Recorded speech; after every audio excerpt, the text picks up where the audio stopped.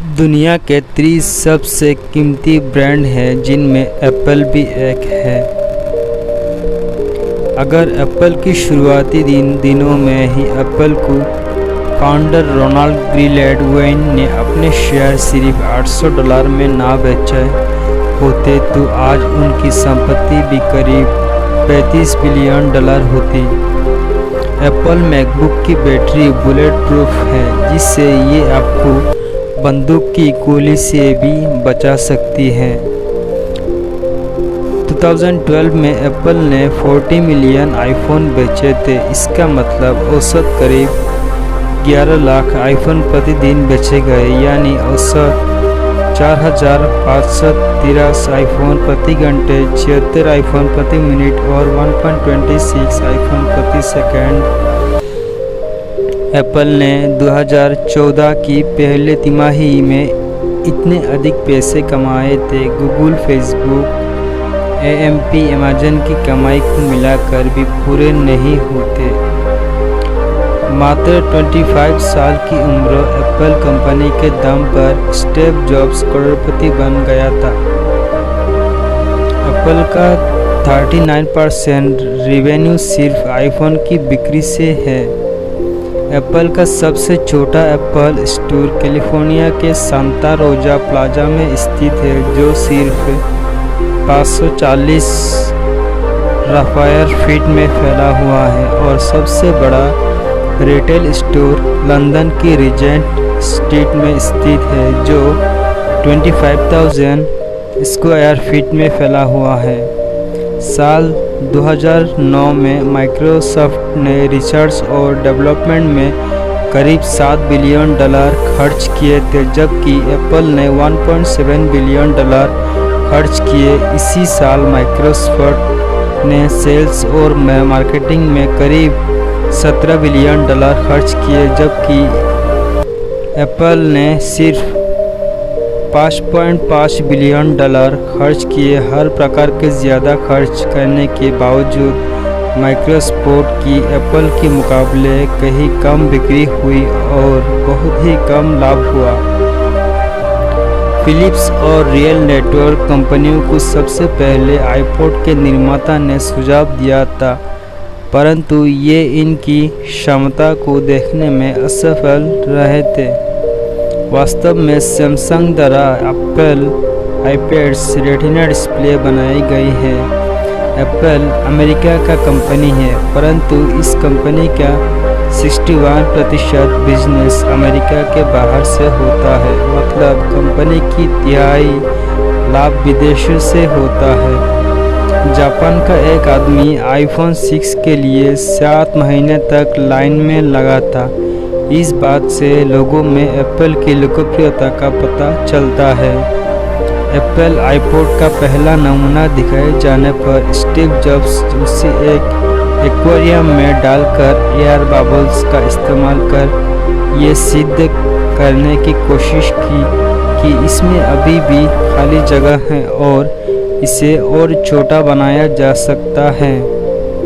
60% से अधिक apps Apple store में ऐसे हैं जो आज तक किसी ने डाउनलोड नहीं किए।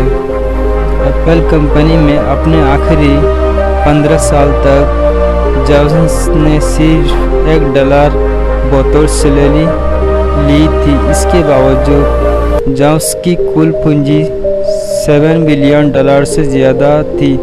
स्टीव कंपनी के सबसे बड़े शेयर होल्डर थे। 12 दिसंबर 1980 में एप्पल ने अपना IPO निकाला था, जो उस समय के सबसे बड़ा और सबसे बेहतर IPO साबित हुआ। इस IPO के सभी शेयर 1 मिनट में ही बिक गए, जिससे एप्पल के कुछ कर्मचारी रातों रात करोड़पति बन गए। एप्पल स्टोर्स के अनुसार प्रत्येक दिन कंपनी $93,150 का सामान प्रतिदिन की औसत से बेचती है। एप्पल कंपनी ने स्टीव जॉब्स को कंपनी से बेदखल कर दिया था। 1996 में पुनः कंपनी उनकी वापसी हुई थी। एप्पल में लगभग 83,000 कर्मचारी कार्यरत है और एप्पल हेडक्वार्टर का प्रत्येक कर्मचारी $1,25,000 सालाना कमाता है। हर 1 मिनट में ये कंपनी $30 लाख कमाते हैं।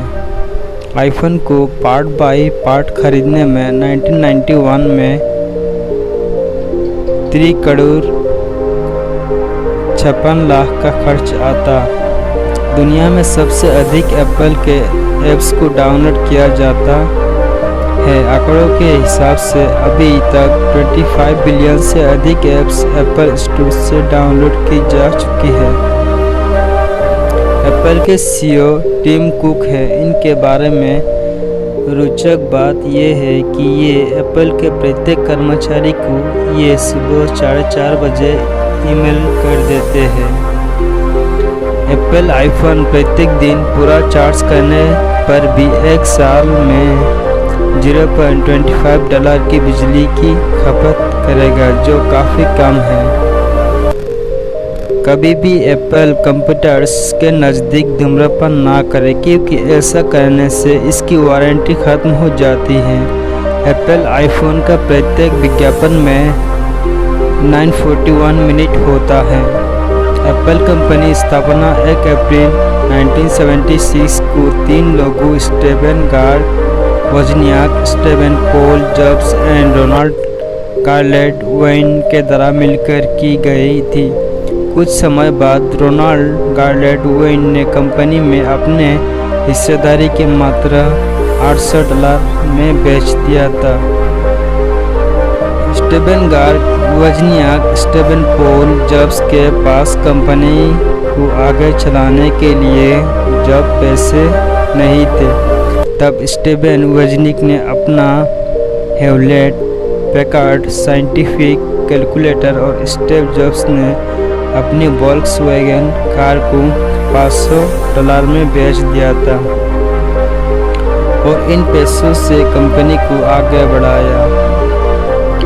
एप्पल की शुरुआती प्रोडक्ट में न्यूटन की तस्वीरें आती थी और एप्पल के एक प्रोडक्ट का नाम भी न्यूटन था। जब तक आईफोन नहीं आया तब तक लोगों इसे प्रोडक्ट का गुणगान करते थे, परंतु आईफोन के आते ही स्टीव जॉब्स ने एप्पल की न्यूटन को अलग कर दिया। एप्पल के शुरुआती प्रोडक्ट में न्यूटन की तस्वीर आती थी और एप्पल के एक प्रोडक्ट का नाम भी न्यूटन था। जब तक आईफोन नहीं आया तब तक लोगों इस प्रोडक्ट को गुणगान करते थे, परंतु आईफोन के आते ही स्टीव जॉब्स ने एप्पल से न्यूटन को अलग कर दिया। एप्पल की शुरुआती दौर में उद्यमी और निवेशक माइक मार्कुला ने एप्पल में निवेश कर और एप्पल को मदद एवं प्रबंधन सपोर्ट भी किया था। माइक ने एप्पल की शुरुआती दिनों में एप्पल के लिए कुछ प्रोग्राम भी लिखे। एप्पल में कार्यरत प्रत्येक तस्वीरा व्यक्ति भारतीय नागरिक है। एप्पल कंपनी के शुरुआती 30 सालों तक कंपनी का पूरा नाम एप्पल कंप्यूटर इंक रहा, परंतु बाद में इलेक्ट्रॉनिक्स के अन्य प्रोडक्ट्स तक अपने पहुंच बनाने के उद्देश्य से इस कंपनी ने अपने नाम से 9 जनवरी 2007 को कंप्यूटर शब्द हटा दिया। एप्पल के पहले कंप्यूटर का मूल्य $666 था, जो इसमें लगी लागत से 2 गुना था। दोगुना मूल्य होने के कारण जल्दी ही इस मूल्य को विरोध होने लगा। साल 2010 में एप्पल ने सबको हैरान कर दिया और माइक्रोसॉफ्ट को भी पीछे छोड़ दिया। इस वर्ष एप्पल ने सबसे मूल्यवान टेक्नोलॉजी कंपनी होने खिताब हासिल कर लिया। इससे पहले जो केवल माइक्रोसॉफ्ट को मिला था, माइक्रोसॉफ्ट वैल्यू 219.18 बिलियन थी, जबकि एप्पल की वैल्यू $222 बिलियन थी, जो माइक्रोसॉफ्ट से अधिक थी। साल 2011 में एक समय ऐसा भी आया जब एप्पल के पास अमेरिकी सरकार से भी अधिक धन था उस समय एप्पल के पास $76.4 बिलियन थे और अमेरिकी सरकार के पास मात्र $73.7 बिलियन थे। जॉब्स इसके पहले अटारी कंपनी में काम करते थे और सोचा गया नाम एप्पल स्पेलिंग के कारण फ़ोन बुक में अटारी से पहले आना चाहिए। कार्टर से बोला एप्पल को लोगों आज दुनिया भर में इसके पहचान बना चुका है। एप्पल ने अपनी पहली लोगों ने न्यूटन को जगह दी थी जो किसी पेड़ के नीचे बैठे हुई थी। एप्पल कंपनी ने अपने शुरुआती दौर में मंदी का सामना किया था। 1976 में एप्पल कंप्यूटर में कुछ ऑर्डर कंपनी को मिले थे। इन्हें पूरा करने के लिए ना तो जॉब्स के पास और वॉजनिक के पास इस ऑर्डर को पूरा करने के पैसे थे।